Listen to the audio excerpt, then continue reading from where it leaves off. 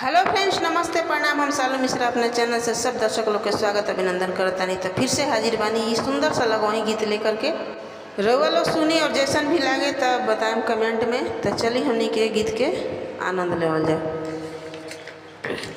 ऊंची जगतिया के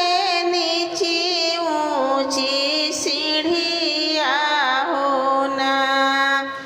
ऊंची जगतिया के नीची ऊंची सीढ़िया होना,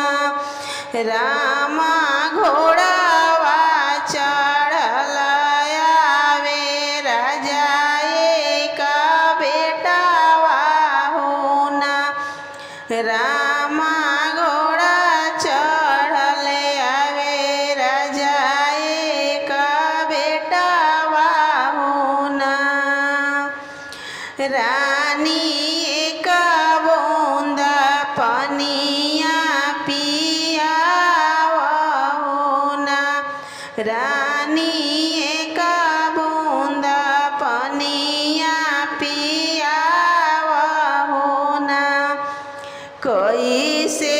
के पनिया पियाई राजा बेटावा होना, राजा ज्योतिया तो हवे मोर जोलहिनिया होना, राजा ज्योतिया तो हवे मोर जोलहिनिया होना, काने शोभे बलिया होना, कमे नथुनिया होना, रानी जतिया बतावे जोलहिनिया के ना, रानी जतिया बतावे जोलहिनिया के ना, जब तू राजा बेटा हम पर लोभइला होना, राजा हमें जोगे गहना गढ़ावा होना, राजा हमें जोगे डोली बनावा होना, गाह पहिनी ओढ़ी तिरिया बैठेली डोलावा परना, राम आगे आगे चले राजा बेटावा होना,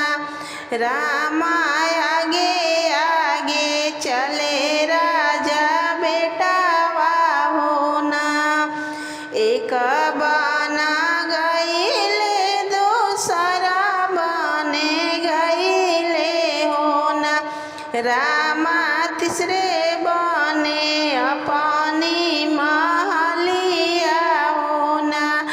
रामा तीसरे बने अपनी महलिया होना, सुतल बाड़ू की जागल मायरिया होना, अम्मा परिछना अपन पतोहिया होना, अम्मा परिछना अपन पतोहिया होना, इतारा से निकाले राजा के रानिया होना,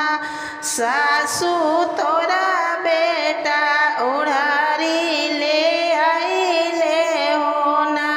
सासू तोहर बेटा उड़ारी ले आइले होना, उड़ारिया उड़ारी ही माता कारी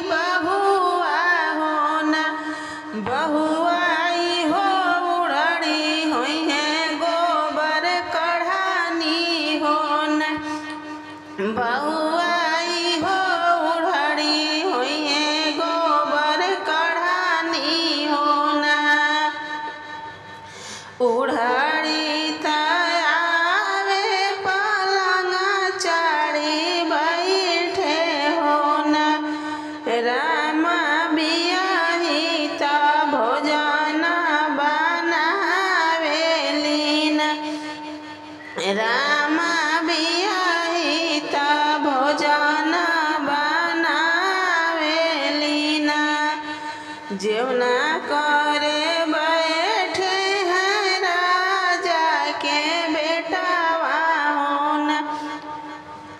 मैया आजू के जेवाना नहीं भावेला ना मैया आजू के भोजना नहीं भावेला ना मकई के रोटिया करमिया के सगिया होना मकई के रोटिया करमिया के सगिया होना रामा उड़हड़ी बनावेली भोजनवा होना एवना बैठेले राजा एक बेटावा होना मैया आजू के भोजना मन भावे होना कवाने के मारी मैया घर से निकाली होना कवाने के मारी मैया घर से निकाली होना मैया कवाने के तिलरी गढ़ाई होना मैया कवाने के गहना गढ़ाई होना बियाही के मरा बेटा घर से निकाला होना बेटा उड़हरी के गहना गढ़ावा होना बेटा उड़हरी के गहना गढ़ावा होना एके नैया बैठे हैं उड़हरिया राजावा होना रामा दूसरे में बियाही अकेली होना रामा दूसरे में बियाही अकेली होना बियाही के नैया प्रभु जी पार लगावे होना बियाही के नैया प्रभु जी पार लगावे होना रामा उमड़ी के नैया डूबी जाला होना रामा उड़हरी के नैया डूबी जाला होना रामा